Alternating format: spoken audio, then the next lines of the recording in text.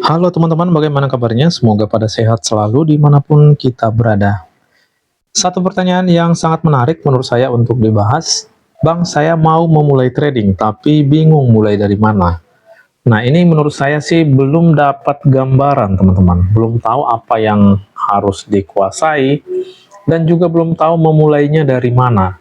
Nah, maka di video ini, saya akan menjelaskan atau memberikan gambaran, ini versi saya, dan juga sepengalaman saya, teman-teman ya.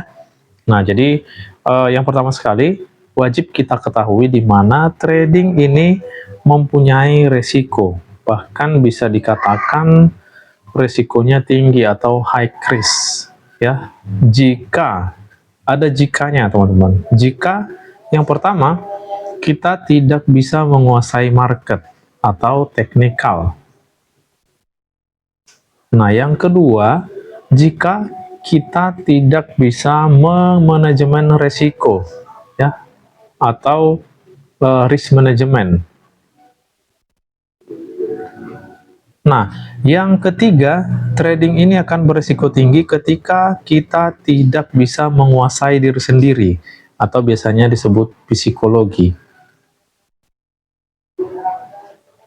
Nah, inilah yang membuat teman-teman trading itu menjadi tinggi resikonya ketika kita tidak bisa menguasai tiga hal utama ini. Ini menurut versi saya, teman-teman ya. Jadi, bagaimana? Ya, jangan trading jika tidak bisa menguasai tiga hal utama ini. Ya, itu pesan saya, teman-teman. Jangan trading jika tidak menguasai ketiga hal utama ini. Iya, sekarang kita akan bahas soal teknikal. Ya, kita akan berikan gambarannya. Nah, teknikal apa Bang yang mau dipakai?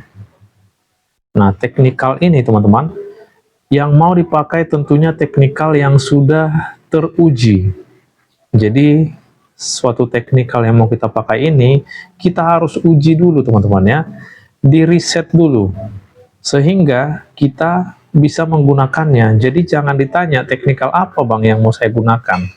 Tentunya teknikal yang sudah teruji oleh teman-teman sendiri. Kita yang harus mengujinya, teman-teman.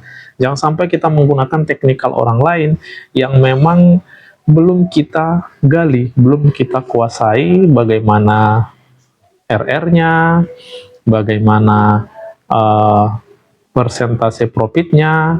Nah, ini nanti teman-teman yang perlu kita riset. Kita harus tahu dulu nih, persentase profitnya berapa persen, loss-nya berapa persen, RR-nya 1 banding berapa.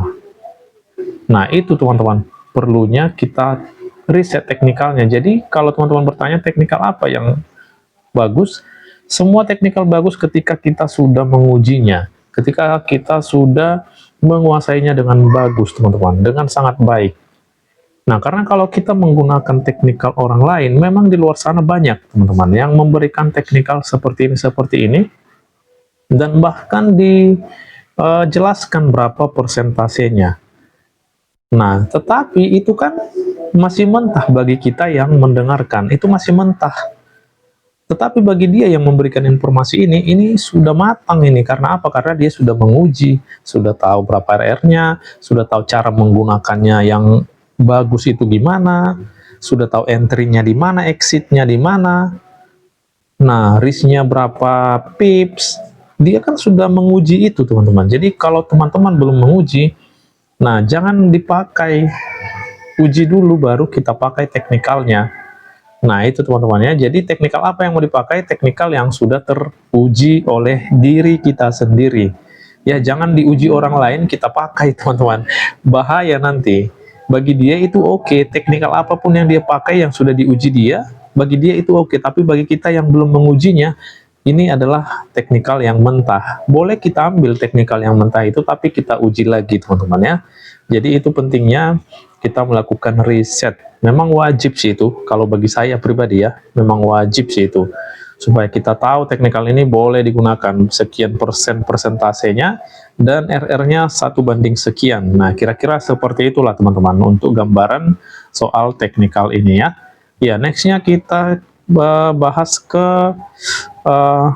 risk management ya.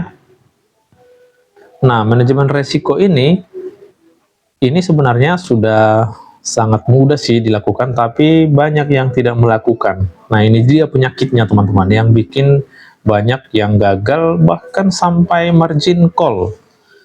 Gampang dilakukan, tapi banyak yang tidak melakukan. Nah, ini tinggal kita sesuaikan trading plan kita dengan resikonya. Jadi, contohnya, kita punya trading plan nih. Setiap kita entry, kita hanya meresikokan 30 pip. Contoh ya. Nah, jadi kalau kita melakukan entry, kita tinggal pasang aja SL, konsisten. Nah, ini hanya perlu konsisten aja. Kalau kita konsisten dengan pasang-pasang SL ini sudah top, sudah bisa menguasai risk management sesuai dengan kemampuan kita tadi, yaitu trading plan. Karena di situ nanti sudah kita atur semua teman-teman ya. Saya resikonya berapa sih yang saya mampu, yang saya siap untuk saya resikokan untuk mendapatkan sekian. Nah, kira-kira seperti itu. Saya meresikokan 30 pip untuk dapat 60 pip, contohnya. Nah, jadi sesuai dengan kemampuan, nanti resiko yang mau kita buat. Ya, jangan sampai kita ikut-ikutan sama orang lain juga, teman-teman. Karena setiap orang itu beda-beda kemampuannya atau beda-beda modalnya. Nah, jadi disesuaikan aja berapa modalnya, berapa persen dari modal yang mau kita resikokan. Nah, itulah pentingnya di trading plan nantinya, teman-teman. Jadi tidak ngawur dia, tidak ngikutin orang lain, tapi ngikutin kemampuan kita. Nah, ini sebagai gambaran resiko. Harus kita yang buat, teman-teman, tidak orang lain. Nah, itu yang saya maksud di video ini. Ya, setelah sudah buat resikonya, nah ini tadi, konsisten ini memang agak sulit sih. Tapi kalau kita serius, ya pastinya bisa sih. Tinggal pasang SL aja, apa susahnya kan, kira-kira seperti itu teman-teman ya. Sesuaikan dengan kemampuan tadi atau jumlah pips melalui trading plan-nya. Nah, itulah untuk di resikonya. Ya, sekarang ini hal yang paling susah menurut saya, teman-teman, yaitu manajemen diri sendiri atau psikologi. Ya, ini ya, psikologi yang ketiga. Nah, kenapa ini susah menurut saya pribadi ya? Karena apa? Karena di psikologi ini, kita butuh pengorbanan memang untuk memulainya, ataupun untuk membiasakannya, karena ini harus terbiasa, teman-teman.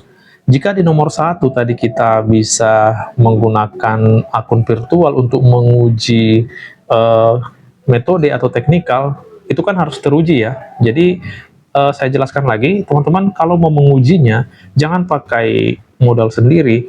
Nah, di broker itu kita kan sudah disediakan yang namanya akun virtual atau akun demo.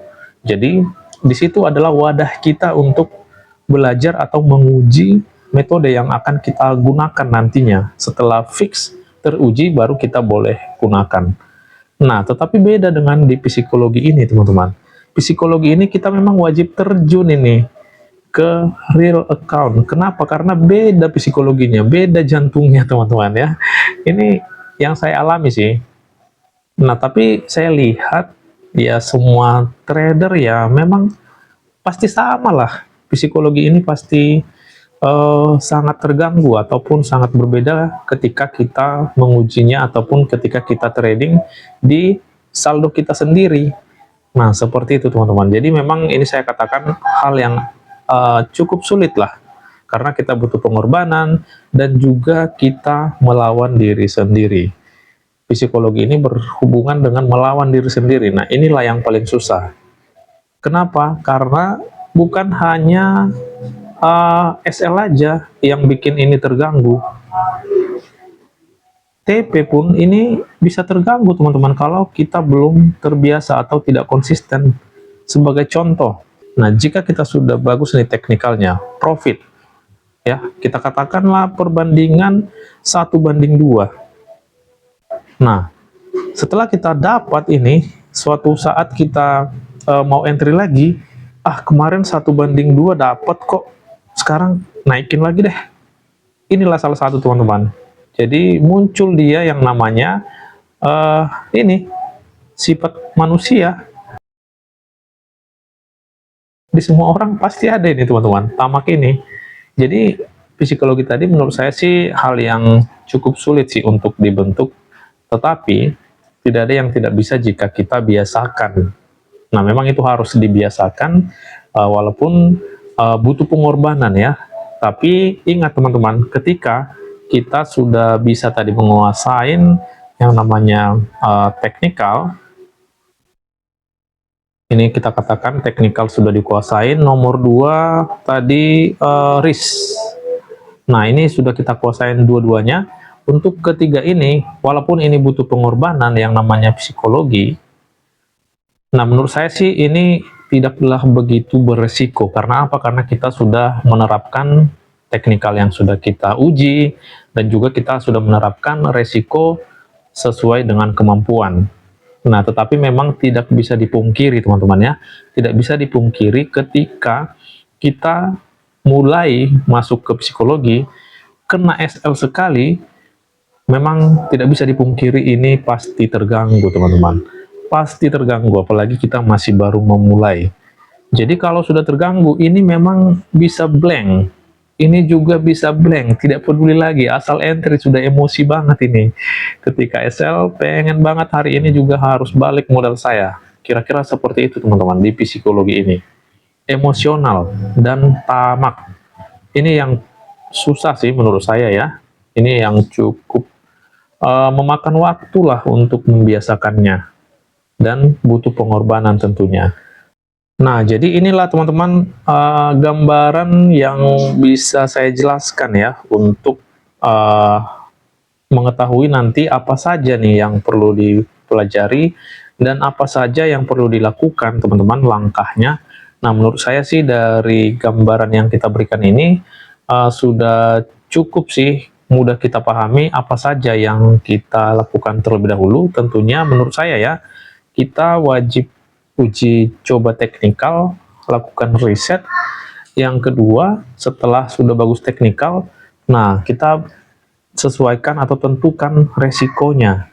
Nah, atau di saat kita menguji teknikal ini bisa sekaligus nih teman-teman ya, sekaligus risk dan rewardnya itu berapa gitu teman-teman ya. Langsung aja sekalian ya, teknikal dan resiko ini boleh sekalian kita uji coba, tinggal nanti kita harus konsisten di resikonya.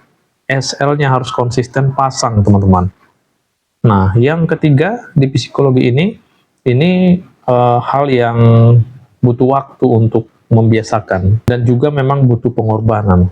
Nah, inilah teman-teman, 3 hal utama menurut saya, versi saya. Jadi, mungkin itulah teman-teman yang bisa saya jelaskan, saya berikan gambaran. Nah, supaya teman-teman nanti bisa memikirkan kembali ya, kalau belum menguasai ketiganya, ya menurut saya jangan sampai melakukan trading. Ya, karena itu beresiko tinggi ketika ketiga hal yang tadi tidak kita kuasai, teman-teman ya. Ya, jadi itulah teman-teman, buat sebagai masukan aja dan sebagai gambaran aja. Ya, semoga lah bermanfaat dan menambah wawasan untuk kita semua ya. Oke teman-teman, itu aja pada video hari ini. Terima kasih, salam profit dan tetap semangat.